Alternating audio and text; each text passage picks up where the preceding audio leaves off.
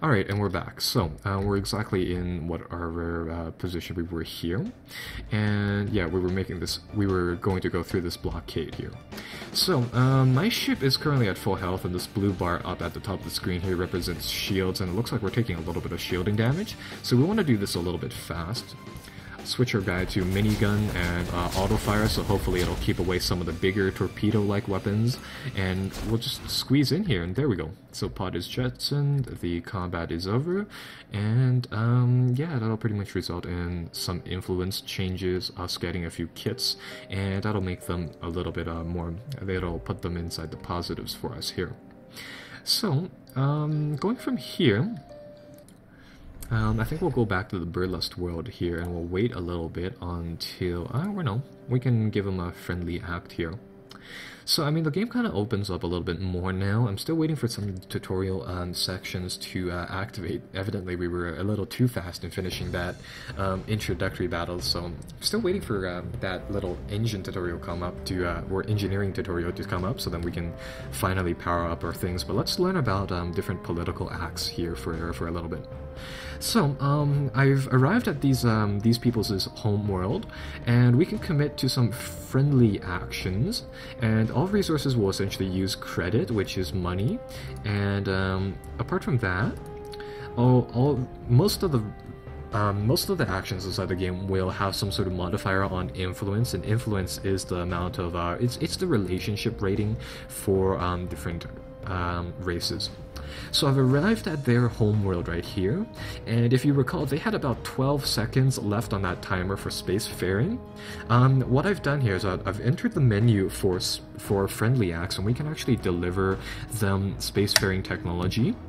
And this will effectively give us a relationship bonus with them, and it'll also net us a little bit of cash as well. Luckily, I think we squeezed in there about 3 seconds in, where else later on we wouldn't actually have this option. So we can gift them some spacefaring tech, and this will be considered a friendly intervention. I'm not really sure what that will actually do, but it'll give us a lot of money, and it'll give us a lot of relations with them. However, it'll lower the relations with all the other spacefaring nations inside the game. Now, evidently the only other spacefaring race is the one that we hate, and the one that hates us, so this is not, you know, that much of a bad thing. This will give us a ton of early game money, and this will hopefully make these guys an ally, so we'll do that, and this will be another one of these drop zone missions. Whew, that is a lot of turrets. Yeah, these little things over here, these are turrets, and evidently they have a lot of them. These spice drones will, evidently these things are going to direct ships. So, I think we'll just sort of try to blitz this one again.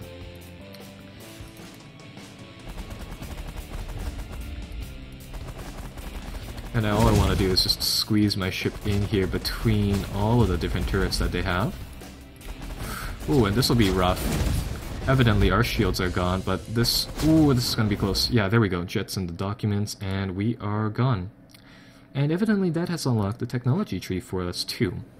So, under the little panel here, it'll unlock the technology tree tab, and the technology tree is really just, you know, you can sort of buy techs as the game time sort of progresses.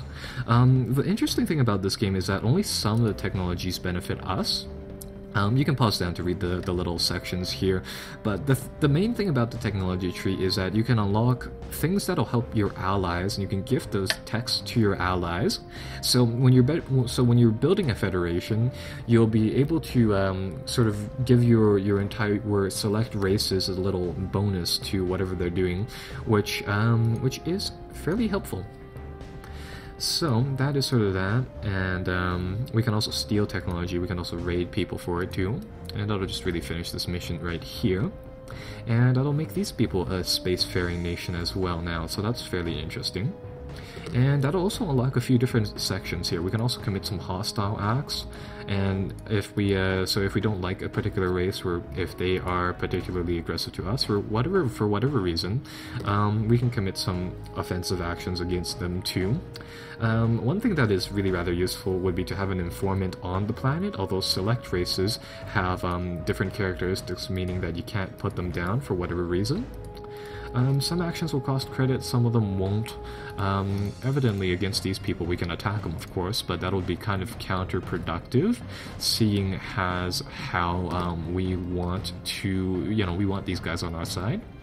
We can do some criminal activity on their planet. We can buy some spies, and we can recruit an informant too. I think I'll recruit an informant because this really just opens up some other menu options. It doesn't cause any penalties to relations, and evidently our relation with them is at 35, meaning that it's slightly light.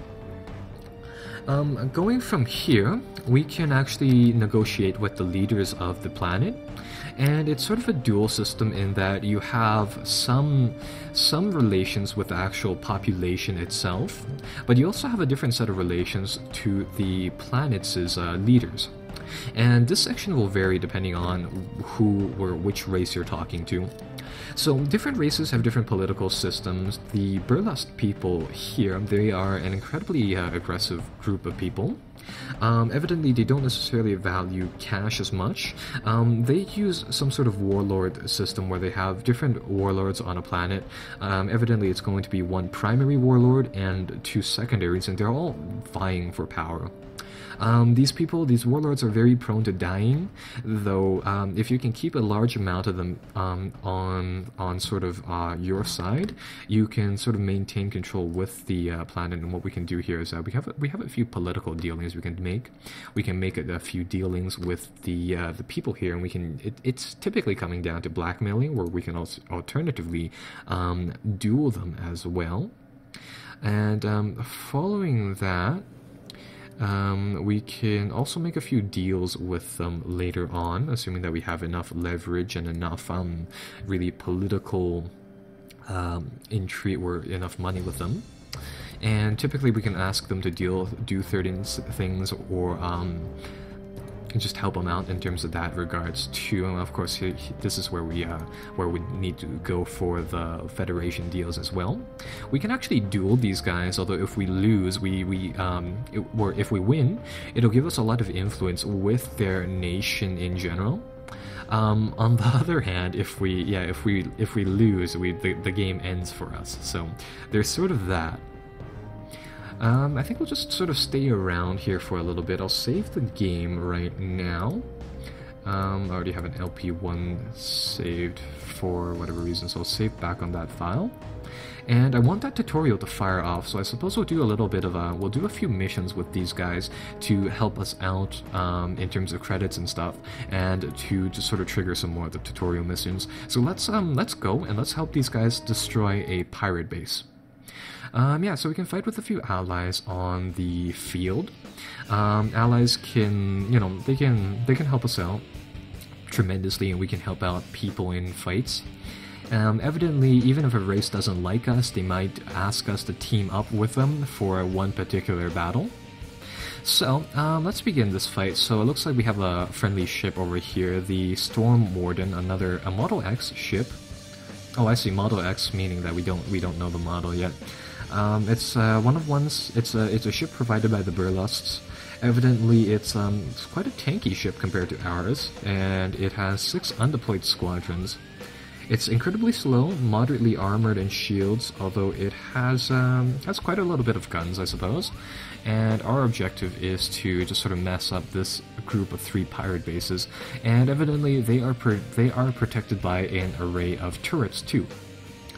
And they also have 1 pirate ship there. There's an emergency response hangar here, another little defensive base. Evidently, this is an Actulian base.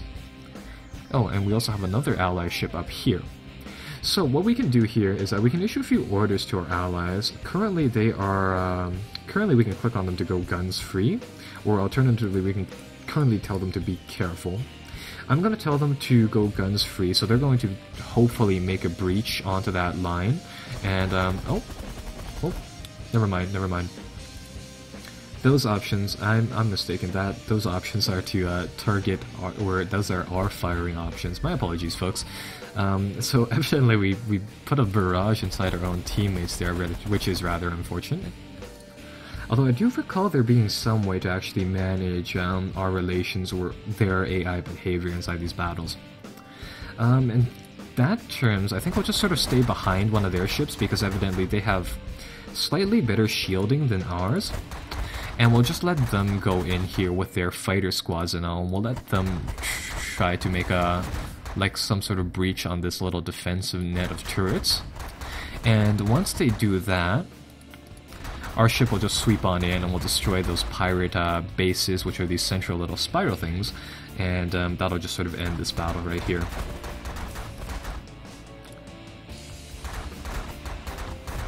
So we will just try to do that. Well, we can actually check up on the amount of ships here. Ah, there we go. Now it'll finally tell us about the flagship power management.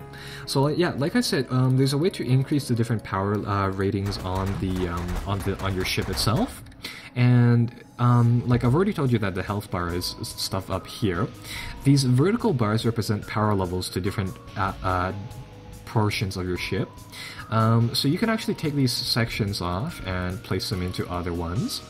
So what I'll do right here is I'll put everything into weapons and shields, so that what this will do is that it'll make our ship turn and move a little bit slower, and this is going to be evidenced by how long this little arrow will be. I'm gonna put some more into shields and gunnery because all we need to do is really just get close into those bases and pretty much just mess up everything there. So our ship is just going to do a little gradual burn into this area. I'm going to put our weapons on automatic fire, and we'll just follow these burlests into the heart of the enemy's little thing over here. So we'll come in here and we'll just do some damage to the buildings. The game will tell us this in a little bit, but actually the energy blaster is one of the more efficient weapons on buildings. So we'll actually just use this, and we'll just try to take down these structures here. So press Q to just keep my ship at the same location, so I don't necessarily have to move it every single time. And all we want to do is just get our shields to hold, our guns on full power, I suppose. And all I want to do is just nuke one of those things.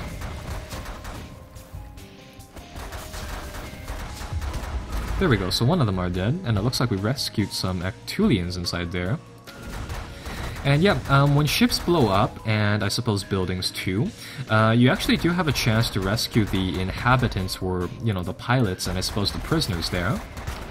And they'll be jettisoned out inside like a little escape pod. Evidently nothing was jettisoned out here, but when they are jettisoned out, you can take those people and you can either return them back to whatever race that they came from for a nice little reward in terms of influence, or alternatively you can sell them as slaves for another type of reward, and it'll generate you a little bit of money like that, and I believe there's also a few other different uses for them.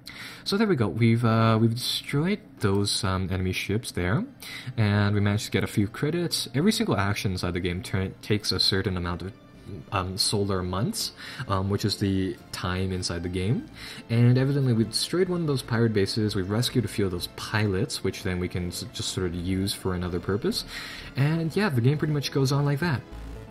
So, coming from here, I'm just going to check on the video recording times. I'll be right back. And it looks like we're fairly close to the recording time end, so I think I'll actually leave off here. When I'm back, I suppose we'll just sort of play forwards a little bit, take a look at some of the other elements of the game. And, well, if you enjoyed this video, like always, be sure to like and subscribe for more. Yeah.